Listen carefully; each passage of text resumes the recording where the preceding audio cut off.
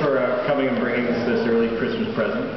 I teach screenwriting here at The Ohio State University, and at the end of the quarter, and even months later, students come back asking for advice as writers. So what advice tonight would you have for the writers in the crowd? I think that I would just sort of say a couple things. I mean, one is read Stephen King's book on writing, which I think is the most awesome thing written if you want to be a writer. That, you know, it's like, you know, we've said many times the debt of, you know, that we owe to Stephen King in terms of as a storyteller and his influence on the storytelling on Lost. But that book sort of, it's like, oh yeah. I mean, everything that I feel like I've intuitively learned over years about writing is well summarized in that book. And then I think a lot of it is, and one of the big recommendations in his book is read a lot. So if you want to be a novelist, read a lot of novels. If you want to be a screenwriter, read a lot of scripts. And then I think the third thing is really perseverance. When I was starting as a writer, my role model was this guy Larry Kasdan, who is the actual author of The Empire Strikes Back.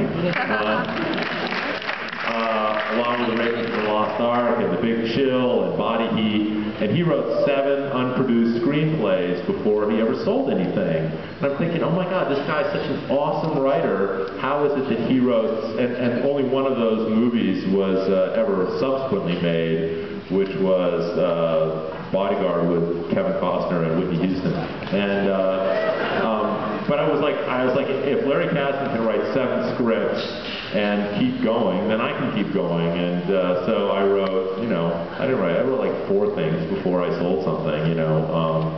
That was over a course of like, you know, because I was writing at night and I was working day jobs and stuff. So, you know, it was like 4 years of writing before I got to the level where I actually could sell something. So I think those would be my pieces of advice.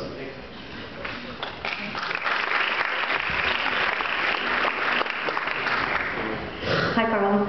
I'm teaching, actually I'm teaching a class on Lost this quarter. And, really? It's English, for the English department. That would be, I'd probably get at least a B+. Maybe, we'll see. But I had a whole list of questions that we compiled to ask you, but I'm going to have to narrow it down to one.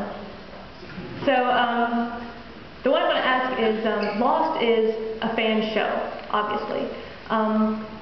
And it has generated a wide fan base online.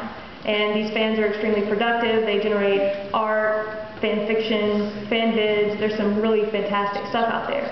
So how do you feel about the creative appropriation of material from Lost in light of recent issues with copyright and in light of the fact that the show is affiliated with ABC Disney? You know, I think that the fact that people are inspired by Lost to create things is you know, kind of beyond awesome. As a matter of fact, somebody's telling me there's a bunch of artists, and some of them had actually just done some sort of Lost-inspired artwork, and including this very cool painting that actually Kevin Smith bought. I guess he's a big Lost fan, for, you know, like several $1,000s as like Curly and a polar bear and stuff.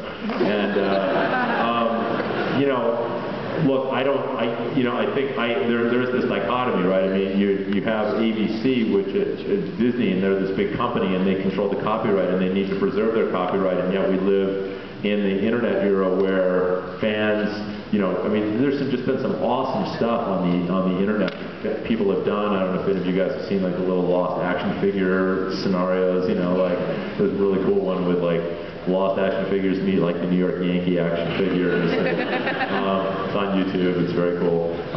And you know, so obviously I can't, you know, I mean, I'm not in a position to sanction that stuff officially. Disney owns the copyright, but I think Damon and I are both very flattered and honored that people do it, and I hope that, you know, I think, you know, everyone is inspired by something artistically, you know, and I think that in any art form, you know, you look at the antecedents of what made that artist want to do something, and if we can inspire other people to create things, that's sort of the greatest honor that, you know, I think that we could, you know, be bestowed with, you know, that people would be inspired artistically to do something based on our show. I think that the future is one in which some of these, you know, technology and the way people approach things is changing, and laws will have to sort of ultimately change to accommodate that. And I hope they do, because I feel like, you know, expression shouldn't be inhibited by laws. I mean, you know, I think that there has to be a way for them to preserve their business rights to their material, but at the same time allow people the right to do some cool shit, you know? I think that's great.